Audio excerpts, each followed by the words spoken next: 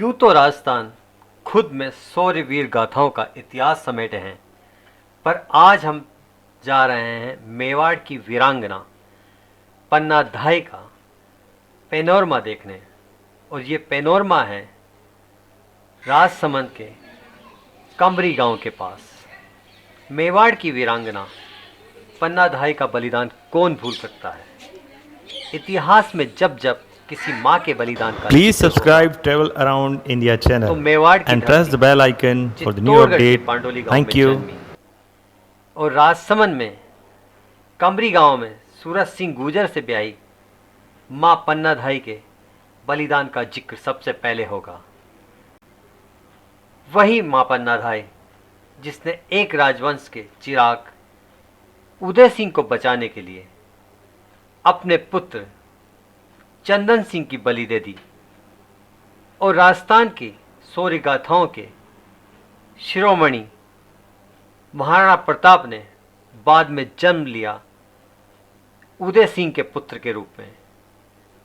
पन्ना न होती तो कहाँ से बचे होते उदय सिंह, और उदय सिंह ही न बचते तो फिर कैसे पैदा होते महाराणा प्रताप। आज हम पहुँचे हैं माँ पन्ना धाई के पैनोरमा को देखने, जो कि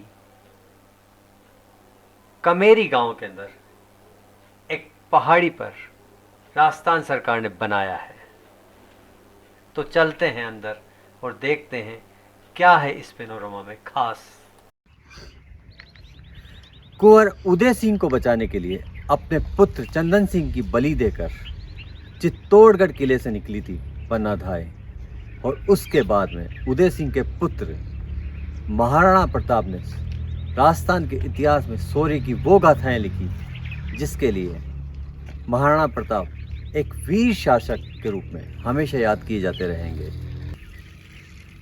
माँ पन्ना के इस पैनोरमा में आज हम आपको दिखाएंगे कि किस तरह से जो है उस इतिहास को सहेज कर रखा गया है। आइए चलते हैं पन्ना धाई के पैनोरमा की ओर।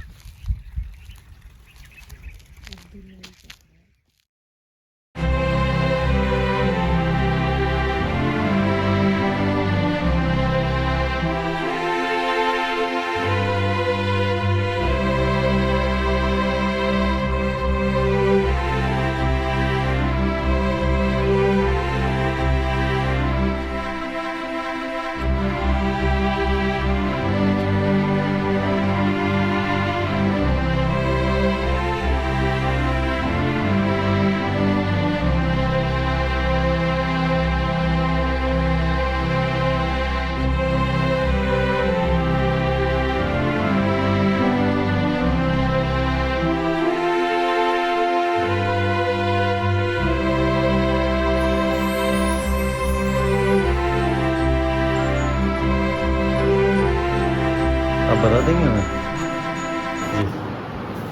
जी, महाराणा सांगा संग्राम सिंह सांगा, इनके पिता का नाम रायमल व माता का नाम रतन कंवर। जो हाड़ा राणा की पुत्री थी, इनसे उनका विवाह हुआ।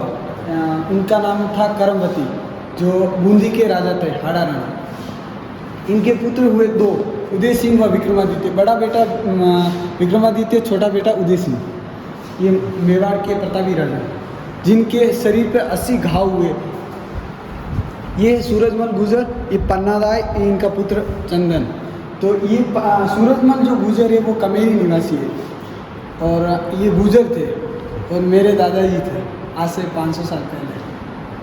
तो ये इनको वहाँ धाई माँ की पदवी थी पन्ना धाई को चित्तौड़गढ़ में। और ये जो सूरजमल जो गुर्जर थे वो महाराणा सांगा की फौज में सैनिक थे, सेनाध्यक्ष थे या सेनापति थे। तो इनको धाई माँ की पदवी थी चित्तौड़गढ़ में। तो राजा के पुत्र का लालन पालन करना व ध्यान रखना ये धाई माँ का कार्य था। तो अपने दोनों पुत्रों को सम्मान दुलार व समान व्यवहार करना इनका कर्तव्य था धाई माँ का। जब महाराणा सांगा युद्ध में थे तो उन्होंने अपने दोनों पुत्रों को राजकाज करने या सीखने के लिए जागीरी मांगी। पन्ना धाई जब धाई माँ का पद तो था ही पन्ना धाई के पास, लेकिन जो उनकी माँ थी करमवती, महाराणा सांगा की पत्नी, तो उन्होंने जागीरी मांगी कि मेरे दोनों पुत्र राजकाज करना सीखेंगे। तो रणथंभौर की जागीरी दी महाराणा सांगा ने राजकाज करने या सीखने के लिए। जब महाराणा सांगा युद्ध में थे तो अपने बेटे बड़े विक्रमादित्य को राजा बनाया मेवाड़ का, और उनकी सहयोगी बनकर राजकाज चलाने लगी करमवती।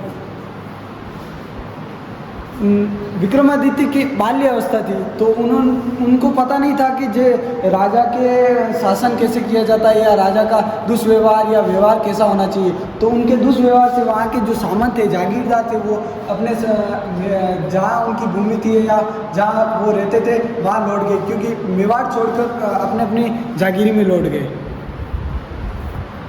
जब महाराणा सांगा युद्ध में थे तो उनके नेतृत्व में जब अपने शौर्य को बचाने के लिए करमवती ने खुद के नेतृत्व में युद्ध लड़ने का फैसला लिया। जब महाराणा सांगा युद्ध में थे तो युद्ध के बाद उनके 80 घाव हुए और उनकी मृत्यु हुई, तो उन्होंने अपने नेतृत्व में युद्ध लड़ने का फैसला किया और अपने शौर्य को बचाने के लिए रक्षा सूत्र भेजा हुमायूं को। यहाँ से दिल्ली राखी भेजी हुमायूं को, जब से अपने ये त्यौहार चला रक्षाबंधन का। एक मुस्लिम होते हुए भी उनको अपने रक्षा के लिए रक्षा सूत्र भेजा हुमायूं को दिल्ली। यहाँ वचन दिया था कि पन्ना राय को, जब पन्ना राय ने कहा कि भाई मैं तो धाई माँ हूँ, तो यहाँ वचन दे दिया कि पन्ना तू, मैं तो इसकी माता हूँ, मेरा तो खून का नाता ही है, लेकिन पन्ना तू भी इसे दूध पिलाकर बन गई इसकी माता, तो इस मेवाड़ के सूरज की या मेवाड़ के वंश की रक्षा करनी है तुझे। तो यहाँ वचन दे दिया, मैंने आपका नमक खाया तो मेरी धड़ से सर अलग हो जाएगा, लेकिन मैं इस मेवाड़ के सूरज को डूबने नहीं दूंगी। तो यहाँ वचन दिया था पन्ना राय ने। फिर इन्होंने कोई 16,000 रानियों के साथ जौहर कर लिया। ये सेकंड जौहर, पद्मावती के बाद सेकंड जौहर था करमावती का। ये जो केसरिया रंग की जो पगड़ी पहन रखी वो महाराणा सांगा की फौज है, और ये बहादुर शाह की फौज है जो हरे रंग के वस्त्र पहन रखी। तो महाराणा सांगा कोई 1.5 से 2 महीने तक लगातार युद्ध किया, और उस युद्ध में जो पन्ना के पति सूरजमल, उनकी भी मृत्यु हुई। महाराणा सांगा के 80 घाव हुए। जब तक शरीर में जान थी तब तक लड़ते रहे, लेकिन बहादुर शाह को मार के अपनी मृत्यु को रोक दिया। तो चित्तौड़ वापस जो अपने उदय सिंह को और विक्रमादित्य को बूंदी ले गए, जहाँ करमवती का पीड़ था, तो वहाँ से चित्तौड़ वापस आगमन, चित्तौड़ आ रहे और यहाँ शस्त्र अभ्यास करवा रही है, और उनके अंदर घूरता भर रही कि अपने मेवाड़ के लिए अपने माता पिताओं ने बलिदान और शौर्य के लिए जो त्याग किया है उसको व्यर्थ नहीं जाने देना और अपने मेवाड़ की रक्षा करनी है। तो यहाँ उनको शस्त्र अभ्यास भी करवा रही है और उनके अंदर घूरता भी भर रही है। आज हम हैं पन्ना धाई माँ पन्ना के पैरों में, और सबसे महत्वपूर्ण ये है कि पन्ना जो थी वो इसी कैमरे गाँव से थी। इनके जो पति थे वो यहाँ थे, पन्ना का ससुराल यहाँ था, और पन्ना के जो पन्ना धाई के जो पति थे वो चित्तौड़गढ़ में सैनिक थे।